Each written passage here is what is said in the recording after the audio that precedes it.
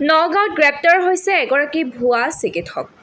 নগাঁৱৰ বৰভেটিৰ পৰা গ্ৰেপ্তাৰ কৰা হৈছে এগৰাকী ভুৱা চিকিৎসকক। নিজৰ বাসগৃহতে তেওঁ ক্লিনিক খুলি চলাই আছিল চিকিৎসা। ইণ্টাৰনেল মেডিচিন বিশেষজ্ঞ পৰিচয়েৰে চলাই আছিল চিকিৎসা।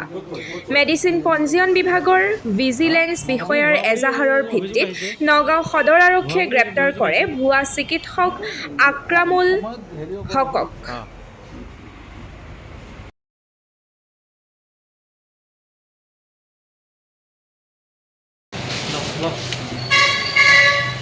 আপনার নামটা কি দাদা? আপনার নাম কি?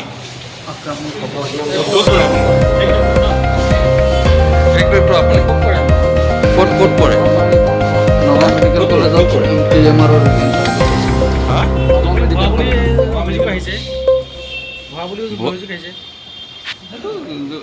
সময়ত হেৰি হ'ব নহয়।